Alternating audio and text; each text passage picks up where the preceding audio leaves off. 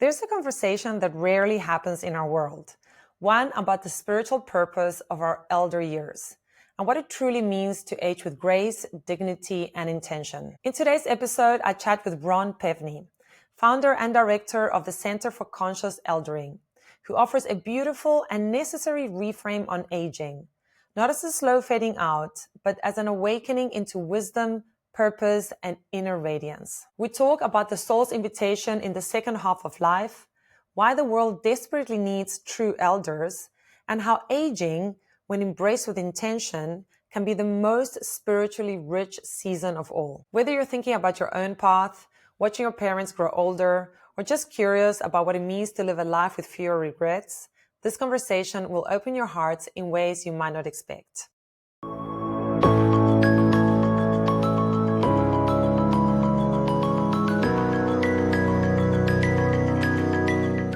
Ron, thank you so much for being here. It's an honor to have you, and thank you for joining me. And thank you for the invitation, Huenu. So I'm going to do a little explanation of who you are and why you're here. And I'll be honest with you, I hadn't heard of you before your team reached out to me. But since they did, I've done a little researching, and I find this topic fascinating because we're going to be talking about getting older, being conscious eldering, as you put it. And I'll just read a bit about you for our listeners. So Ron is the founder and director of the Center of Conscious Eldering. He received his master's degree in integral counseling and psychotherapy from the California Institute of Integral Studies. He's a certified Saging leader with Saging International and is a member of their coordinating circle. He's also active in the Life Planning Network and is a contributor to Second Journey. He conducts workshops across the United States, including at Earthrise and Ions Retreat Center. So a lot of this stuff I'm familiar with, some of it I'm not. So we'll be talking about that. But let me start with perhaps asking you, what is conscious aging and why does it matter? Conscious eldering, and it's oftentimes also called conscious aging. I call it conscious eldering, my particular way of working with conscious aging. But it's an empowering vision for how we can enter our elder years and see them as a time of growth and service and purpose and fulfillment rather than just a time of loss and diminishment and getting old. And our world really needs a positive vision for aging.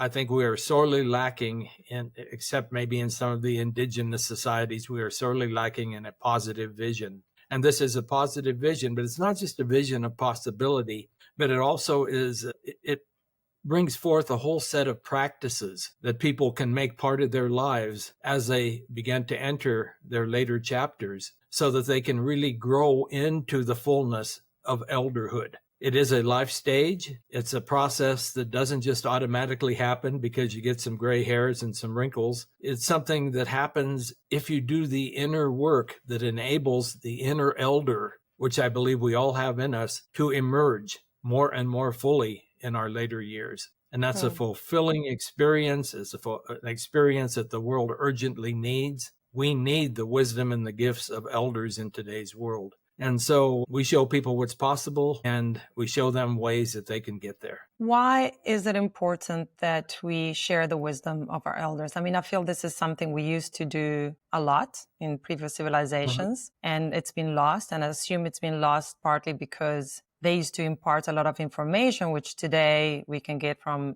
a lot of different places, whereas before maybe we didn't have other places to get information from. But why is it still today, I don't know if more or less than before, but why is it so important that they impart the wisdom onto the rest of the world? Well, I think that humanity has understood throughout history, maybe up until, the so-called modern times, we've understood that there is an important role for every generation, for everybody of every age to play in their communities. Communities need the wisdom and gifts of people of all ages. And the elders are the ones who have lived a long life, the ones who have hopefully, at least those who have really grown into full, true elderhood, who have learned some things about what it is to become whole. They're the ones who have really learned how to see the bigger picture and to help the younger people to see that, hey, when we make decisions, we've got to make them with the well-being of our descendants in mind, the generations after us, not just what's going to somehow meet our needs right now. The elders have been the voices of that. They've been the models for what human beings can grow into. And elderhood can be really the pinnacle of our emotional and our spiritual growth. People don't have to choose to become elders to grow into that, but they're denying themselves something really important and really incredible that's possible for them in this lifetime. And they're denying the world around them the gift of their wisdom. And you mentioned earlier, Huenu, you said, well, it's a different world now because you can go on the internet and everything and you could learn all these things. Why do you need elders? No, it's not the elders who are the ones who teach the younger people about the latest technology, for instance. It's the elders who have lived long enough that they know what it means to truly live well. They know what it means to deal with adversity. They know what it means to deal with the ebb and flow of life and all of the changes. They've learned what it means to be able to be in touch with their own inner voice and to live from that inner voice.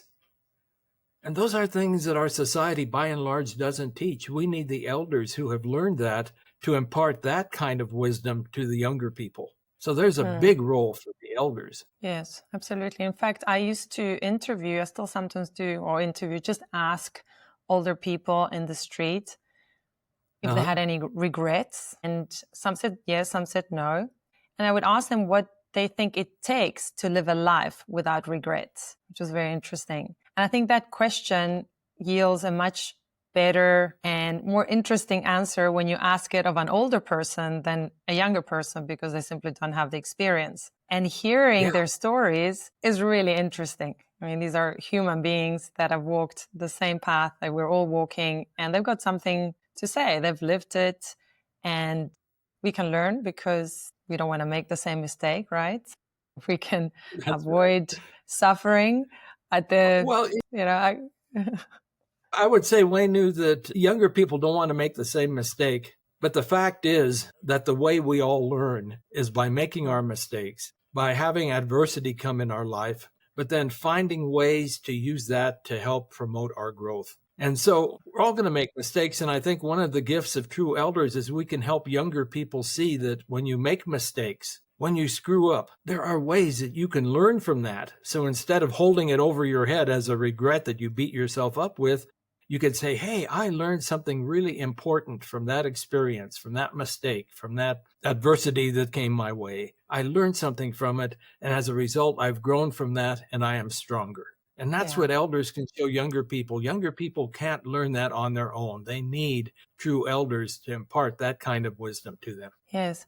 Why do you think that we don't pay so much attention? Well, this is the feeling that I get. Maybe I'm mistaken, but it doesn't seem we pay that much attention to the elders today. They, again, I don't know what it was like in previous civilizations, but from what little I understand, they were, I don't know if respected or listened to or taken care of better than today. Today, it seems more of a liability. And why is that? Because the wisdom was there then and it's there now. What's changed? Well, I think one of the main things that's changed is that the world we live in now is we're obsessed with youth. We're obsessed with newness. We have lost track of the process of growth that happens all through life. That's why, we don't, in today's world, modern societies don't have meaningful rites of passage. But throughout most of history, societies and cultures and communities have had rites of passage that acknowledge that as you move through life, you're going to go through a whole lot of different stages. And they've shown people how to move through those stages to, as they move from one stage to another, to let go of what doesn't serve them anymore so they can move into the next stage. And they have acknowledged that at every stage, including the elder stage of life, there is growth and there are contributions to make. But when we live in a world like our modern world lives in, where we have lost track of really the whole process of growth throughout life, and we don't have processes and meaningful rites of passage by and large to help people move through the different stages, and we are obsessed with youth and newness, all those things combine to leave older people in a position where there is no meaningful role. In fact, oftentimes I think modern societies struggle with what the heck do we do with our older people? Because we haven't defined any kind of a meaningful role. And so basically the message is, if you're older and you've got the money, then go out and find as much pleasure as you could possibly find. Seek as much security as you could possibly seek, even though that's pretty hard to find in today's world. And try to hold on to who you have been for as long as you possibly can. And that's why you see so many older people struggling to act like they're 20 years younger, like 70 is a new 40 or something like that. Struggling to hang on to who they have been when there are all these possibilities for them to acknowledge that I'm in a new stage of life and I can find purpose and I can find meaning. And it doesn't serve me to try to hang on to who I have been. And so our society doesn't really offer any models. It doesn't offer much guidance. And that's why I think that there's a whole conscious aging movement happening around the world, really. And the work I do is just one facet of that. But so many people recognizing that, hey, this needs to change. We have to honor and acknowledge the role of people at every stage in life and have some kind of rites of passage to help people move through every major transition, including that big transition into life's final major stage, which is elderhood. Yeah, it's so true that there are different phases and there's a transition. I've transitioned into, I don't know what to call it, but the second half of my life. I'm 48. Mm-hmm. And I think when I hit 45, pretty much, I was like, ooh, from 45 onwards, I felt like my body was declining. I suppose it was more related to my body, my beauty, my sexiness. And it's what you were saying, we want to be young. We want, and I'm thinking, oh my gosh, look at my wrinkles and look at this. And I struggled because up until that point, I felt like I was fine. I was physically getting better or certainly not getting worse. And I've only recently in the last year or so realized that it's okay that I mourned it a little bit. I'm still young and healthy and all that, but with it comes a wisdom, a knowledge, lived experience that I didn't have before I was 45, and that's an asset to me. And this is a beautiful time in my life when lots of things have changed for me, and I'm really learning to embrace it. And honestly, even though I mourned it for a couple of years in terms of my physical body, I'm actually quite excited about this new stage that I'm in. And yes, every stage has its beauty, its thing. To respond to that, Huenu, I think of Carl Jung and so many of the other great teachers who talk basically about how the first half of life, the first chapters, are about finding our way in the world and coming to know what our strengths are and what our talents are and making a living and giving our gifts in that way. But there's a whole different task that our souls know about, our psyches know about for the second half, and that is to more and more get in touch with our spiritual nature. Who are we besides an effective, functioning, good-looking being walking around the world? Who are we besides that? And the second half of life is getting in touch with our spiritual nature and allowing that more and more to shine forth in what we do, how we are, how we interact, the kind of light we shine in the world. And that's a beautiful opportunity. And I think conscious eldering is one way of helping us to intentionally choose to start moving from being focused on our earlier role in the world to focused on our growth and the kind of person we can become as spirit shines through more and more. Absolutely. And there's going to be some sadness. I mean, heck, I feel sadness as I lose certain abilities. There's going to be some grief. But my choice is to say, yeah, there's some grief, but look at what's possible for me. Look what I can be doing now. Or to get caught up in the sadness, or to say, I'm going to try even harder to be like I used to be when I was young so I can deny the fact that I'm now getting older. So we really do have a choice in how we approach our aging. And conscious eldering, it just helps us to see that there are some choices available that most people aren't aware of, I think, in today's world. Yes. I actually heard today, I was listening to a podcast, and the guest was saying that you're going to struggle getting older if in your new stage of life, you have nothing to offer. But if you have something new to offer, then that's something that you didn't have before, and you're going to embrace that. And so he put it so eloquently. I should actually find it and add it on here. But I thought that's so true, because I feel like now Yes. in this beginning of the second half of my life, who knows how long I live, but if I live to about 90, then I have gotten these new gifts that I didn't have before. And I'm happy to be this age because I now have this new gift to give to the world, this new talent, this new whatever, it's a service that is going to make the world a better place,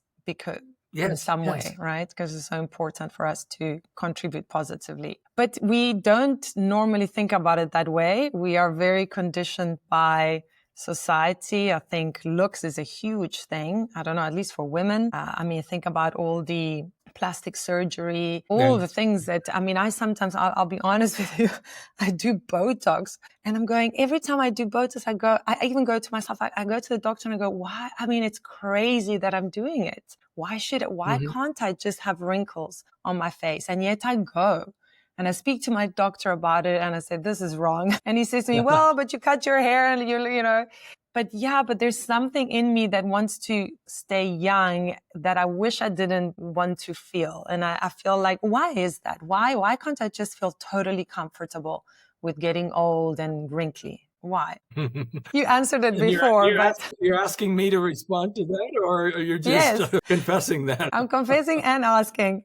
Well, I think what you said just a moment ago about if you have something to offer, when you have something to offer, when you have a sense of purpose, that feels really important to you, and that is the channel for your energies and your vitality, and focuses your energy, you feel young, you feel vibrant, you feel that you are making a difference, and it doesn't matter if you have the wrinkles. But I think for so many people, when they don't have anything to offer, to focus their life energies and to fill their role of making a difference in the world, then here's all this energy and it doesn't have anywhere to go. And so it goes into concern about, well, look at all these wrinkles, or I can't do this, or I can't do that. And it goes into all that kind of stuff that does not serve us at all. And so purpose is so vitally important. And I've had some opportunities to interview people myself, Huenu.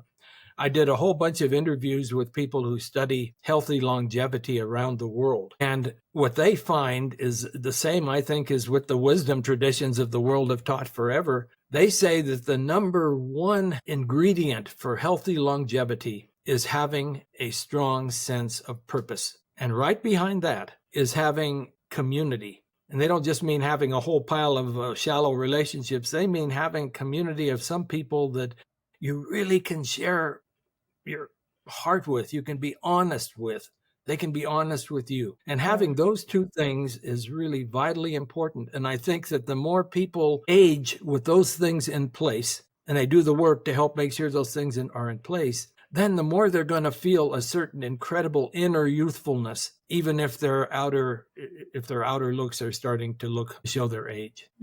Yeah, I completely agree. So how do we harness that purpose and community? Purpose, I find, might be a little bit easier for people to figure out, but community is hard, especially in your older age when everybody seems to have their little circles already. People are staying more and more indoors. Making new friends when you're older seems harder. How do we harness those two?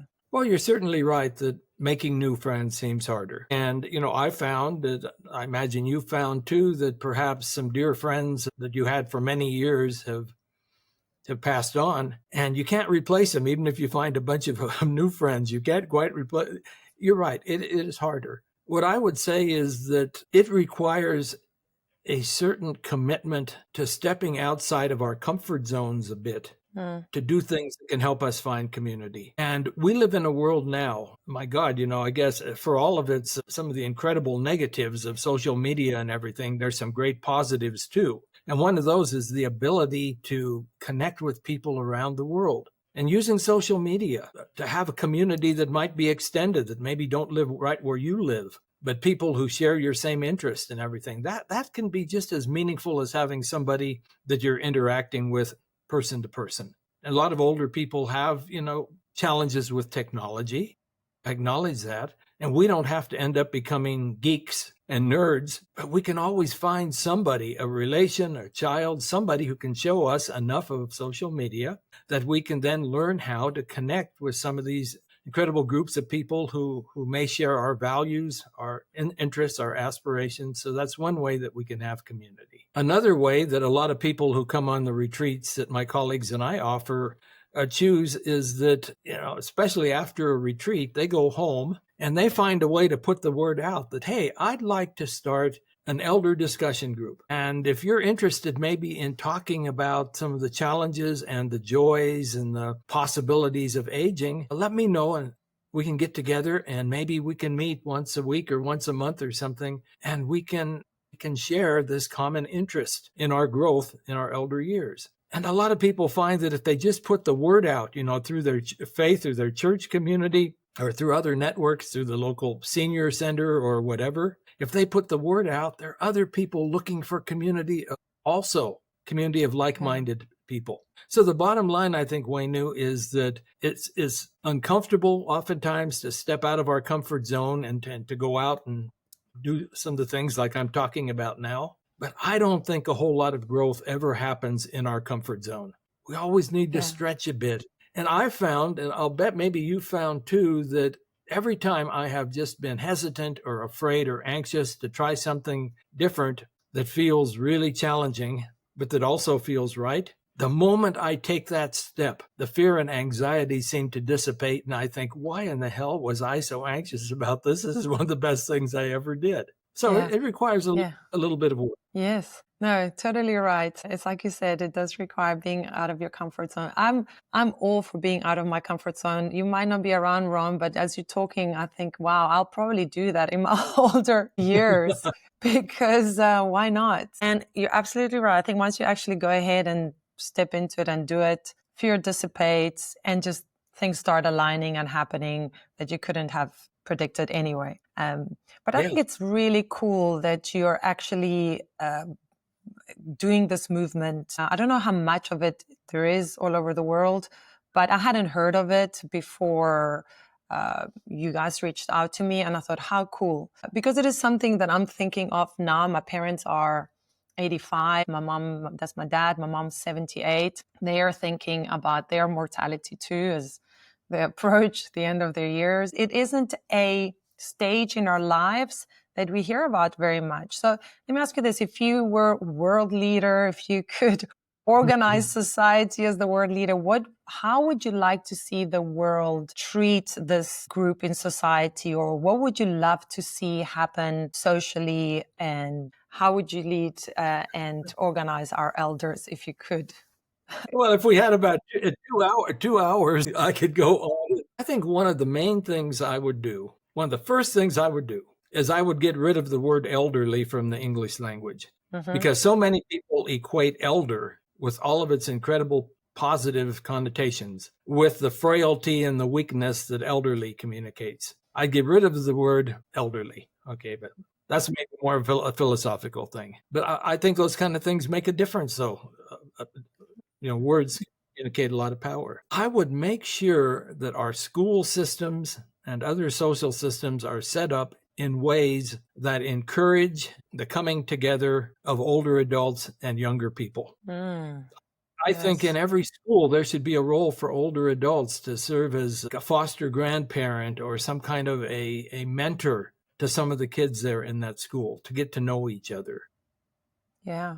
Something that's beginning to happen more and more here in the States and maybe in other parts of the world, South Africa and elsewhere, is younger people and elders beginning to work together on social action projects. It's not just the youngers doing their protests or whatever and the olders doing theirs, but they work together, they collaborate. And in all the instances I know where this happens, the barriers that feel very real between the generations break down quickly as soon as elders and younger people begin to interact and get to know each other a bit. I would, every senior center and faith community and places that serve elders, to somehow arrange to have these elders and younger people get together to do oral history with each other, and have the younger people asking the elders about their lives, and having the elders asking the younger people about their lives. Because I don't think that it should be a one-way street, that somehow I've got some wrinkles and gray hair, and so I'm the font of wisdom, and the young people are supposed to sit at my feet in awe. I've got a lot to share with them, but younger people have a heck of a lot of energy and idealism. May not be grounded sometimes, but they've got that. And they know about the modern world and technology and all. And the more elders and youngers can be put together in different situations, the more we're going to break the barriers, and we're going to be able to use everybody's gifts. And we're going to break down many of these stereotypes of elder people just being out for themselves and having nothing to contribute. So those are some of the things that I would really focus on. Yeah, I love that. People listening to this, we can all do something, right? I remember years ago, I wanted to do a little business, going to old age homes and taking people out on excursions and things like that. Almost went ahead and did it. But there's so much that can be done. And I love, there's something, like you said, that the older people can gain from the young, and the young can gain from the old. It's a win-win situation. It reminds me of this one day. I don't know why it sticks with me, but I was with my very small baby. He must have been about a month old, and this old woman, she was lovely, came up to him and said, "Oh, hello, welcome to life." And she just kind of kept going.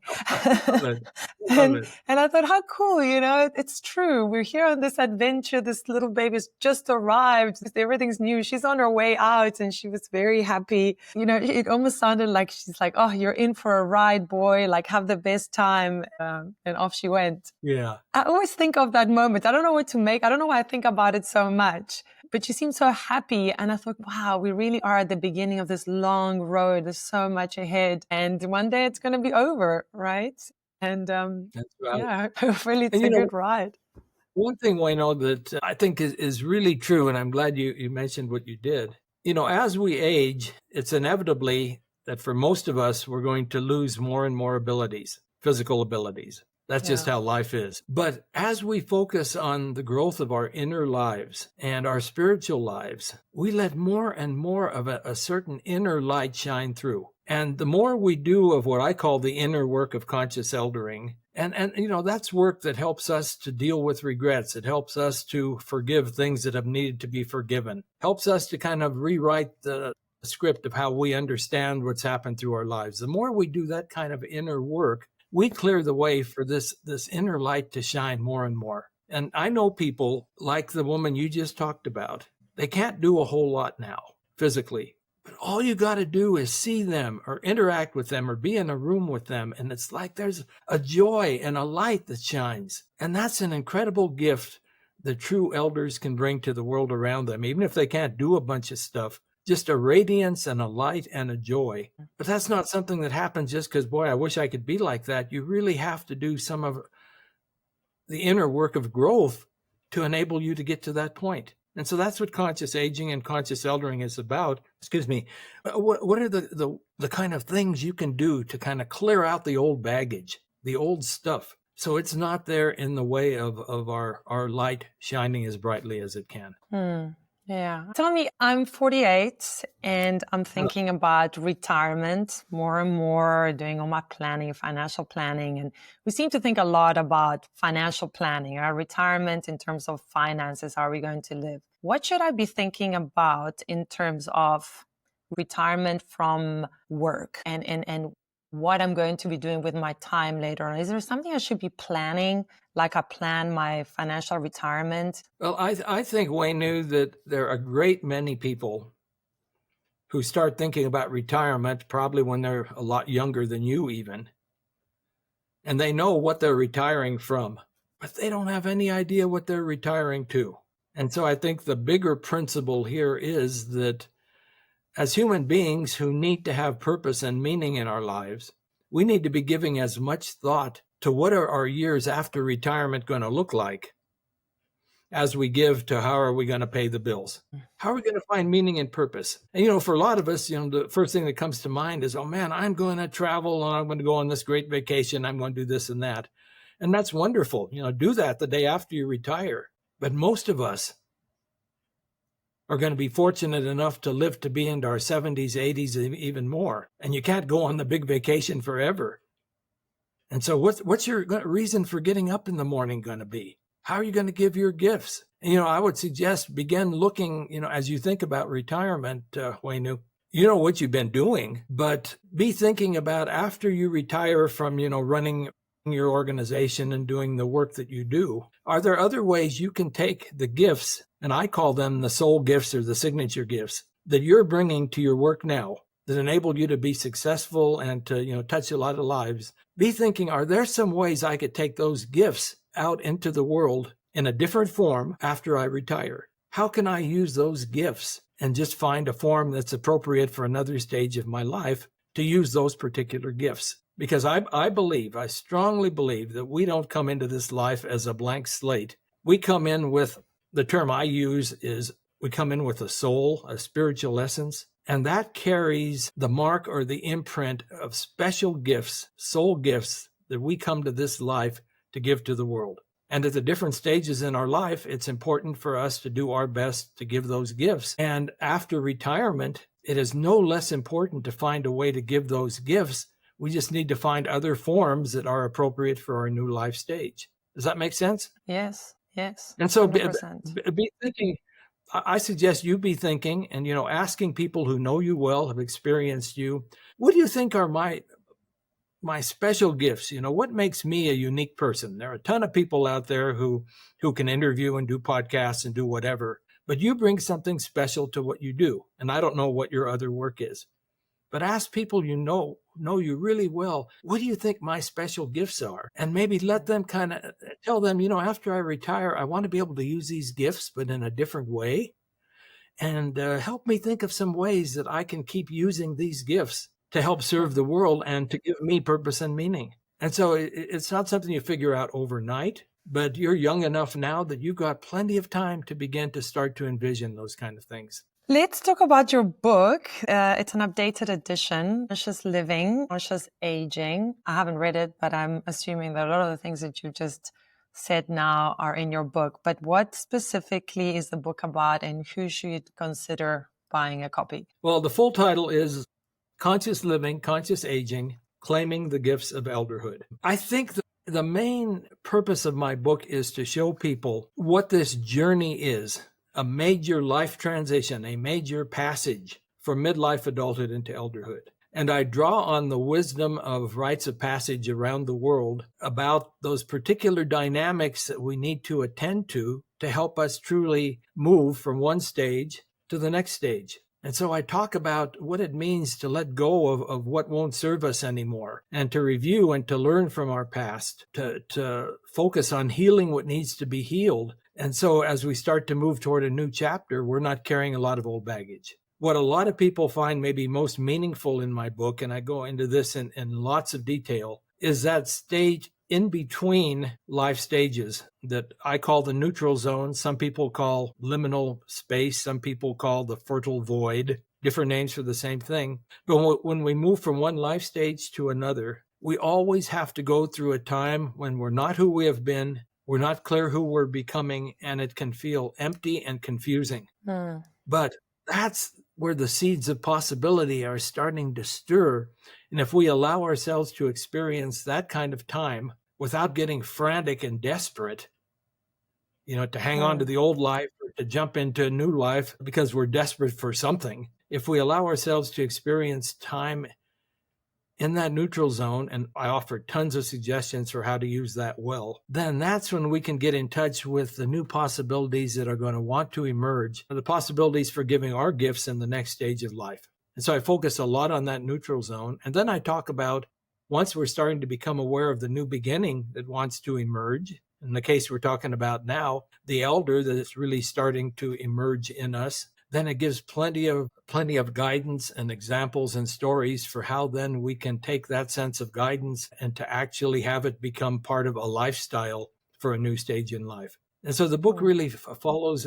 It's kind of like if you read the book and you do all the practices and things that are in there, if you read it slowly, you pay attention to the stories and everything, it kind of helps you move through your own rite of passage, if you will. And since our mm, society doesn't have many rites of passage, it's a way to help you kind of create and move through your own extended rite of passage. And I would say there are lots cool. of stories in there written by people who've been on our retreats. Every chapter ends with a personal, we call it by a story by the fire. A lot of people find when they read this that they have a whole different sense of the possibilities of elderhood. Beautiful. And so I encourage people to pick it up, read it slowly. It's not a page turner like you read in the airport waiting for the plane. It's something that you really work with and spend time with. And if what's in there and some of the things that I've told you now really seem to speak to you, then, do a little investigating. See if maybe there is something that's really calling you in this whole conscious eldering paradigm that you ought to be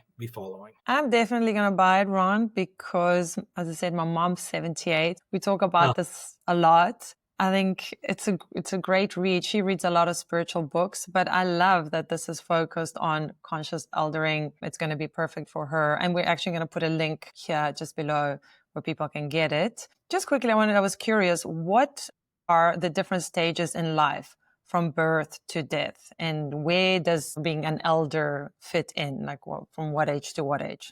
Yeah. Well, I think there's some different models, different theoreticians might answer a little bit differently, but basically there is childhood, there is adolescence. Mm-hmm.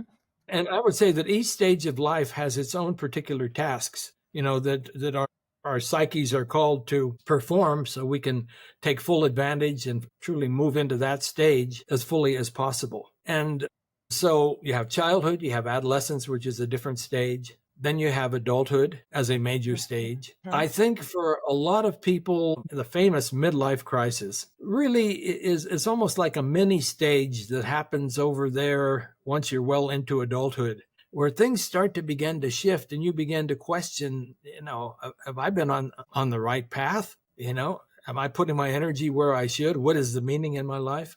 For a lot of people, that's kind of like a mini stage that signals the last half of adulthood. And then there is the big passage from midlife adulthood into elderhood. But there's a big difference between early elderhood, when people oftentimes are thinking, well, I've retired, but I got all this energy and I'm looking for my purpose and be out there and make a difference in the world that really needs me to make a difference. A big difference between that and later elderhood, which is the time when we're just not able to be out there doing all these things. And our focus really shifts more and more to our inner life and to coming to terms with our life, to letting the spirit live through us as much as it can, all in preparation for that final passage out of this life. And so in a real sense are almost like at least two different stages of elderhood, earlier and later elderhood. Yes, that makes sense. We retire and we're still able to travel and do things physically, and then we get to a stage where we kind of stay at home, right? But we still can have many, many years. Let's talk a little bit about death, if that's okay. Do you talk about it in your book? And what would you like to say to people in terms of preparing, I suppose, for that major passage of their lives? And how do we make people be at peace with that? Because I know there's a lot of fear all over the world in terms of our own deaths. I don't pretend to know what happens after physical death. I mean, I've read a million things. I've heard a million people speak of it, Tibetan Book of the Dead, all these things. I know what others say about it, but I can't tell your listeners what I know what happens after death. But what I can talk about is how we can prepare to die really, really well. One thing you'll learn if you read my book and if you go to our website, centerforconsciouseldering.com, you'll learn that we offer retreats around the country, around the U.S. and some in Canada. On these retreats, we oftentimes end up getting people who have been hospice workers or hospital spiritual chaplains and spiritual directors. They've worked with a lot of people who are dying. And they all say that the big difference between people who are able to die, at peace, to really just let go without struggle and angst, and those who have the hardest time, the big difference is that whether or not you have done your work of forgiveness of yourself and others, of inner healing.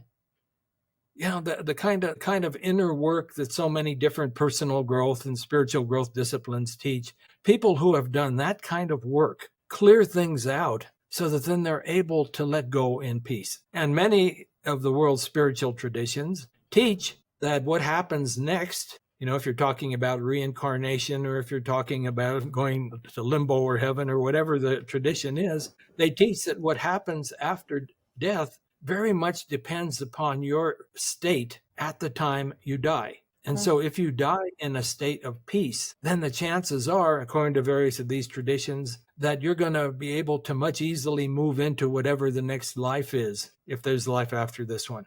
Mm-hmm. If you don't die at peace, then you have all that karma that you've never dealt with in this life, all the regrets and the lack of forgiveness and all that stuff.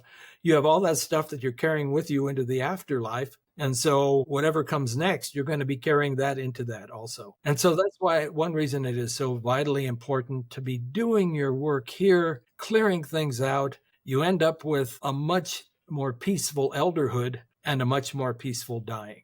And I think if we all know it's possible to die at peace, then there's going to be a lot less anxiety and fear about that process of dying. Yeah. And the other thing is that for a great many people, their spiritual tradition, whatever that is vitally important for them, to help them remember that, hey, I am a spirit inhabiting a physical body. That when I die, that spirit's going to keep living somehow or other, even if I don't know what that's going to look like. And that provides a great sense of peace and assurance.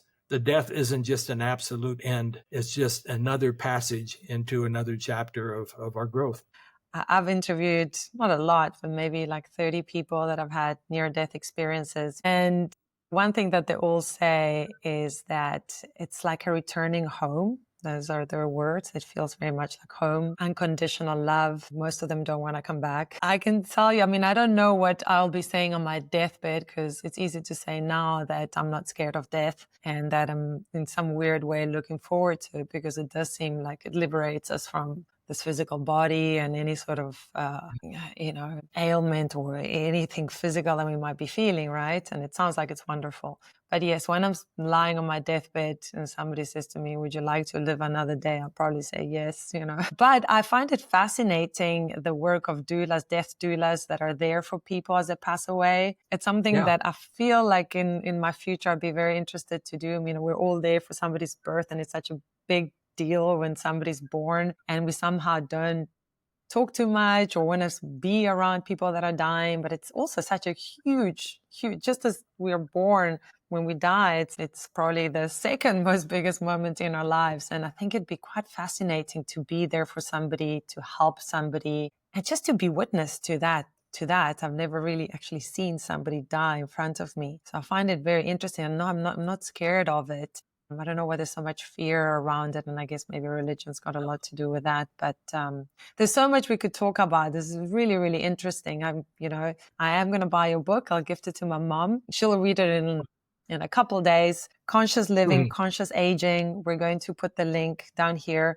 I also know you do retreats in Colorado. Tell us very briefly about your retreats as well. And then any last thoughts or last messages that you'd like to say that we maybe haven't discussed? Well, the retreat that we are most known for, our signature retreat for 20 some years, has been called Choosing Conscious Elderhood. And it's a 7-day retreat, and it always takes place at some retreat centers in beautiful natural places. And it gives us plenty of time. And we only have, like 12 or 13 participants. It's not a big group. And the whole goal is to form a tight-knit community where people can share deeply and share intimately. And we explore all the different facets of conscious eldering. We give people lots of experiences and exercises. It's very deeply experiential. It's not a whole bunch of lectures.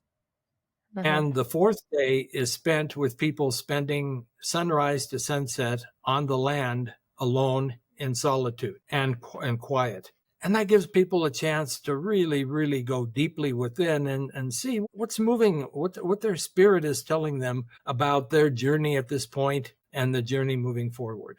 And then we come back together and we talk about the possibilities for the road ahead of us. People love these retreats. We do them most commonly at a place that's really famous here in the States because of the artist Georgia O'Keeffe. I don't know if you ever heard that name. It's called Ghost Ranch, New Mexico. But we've done retreats in Canada. We've done retreats in Ireland. I've been contacted a couple times by people who wanted me to bring the retreat to Australia and to South Africa.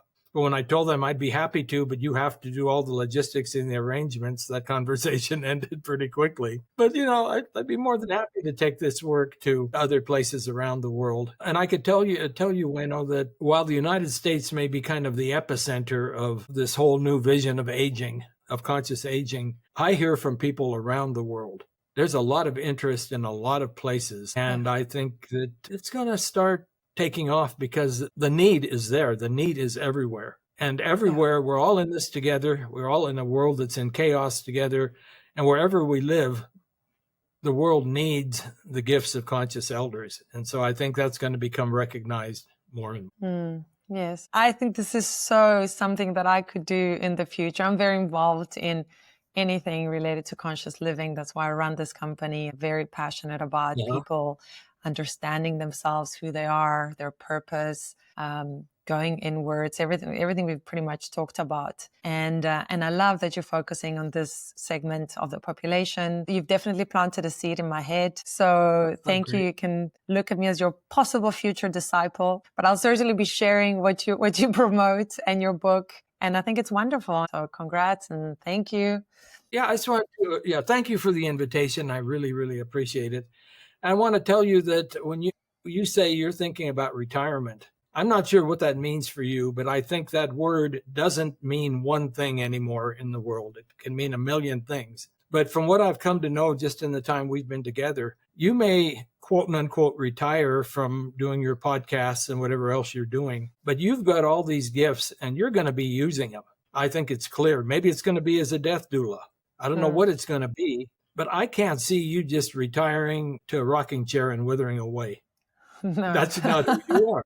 I can't see many people just going to a rocking chair and withering away, but so many people don't know that something else is possible. And so that's why things that I do and others like me do is just to say, hey, there's more that's possible. Pay some attention. Check it out. There's some hope for your future other than just getting old and gray. Absolutely.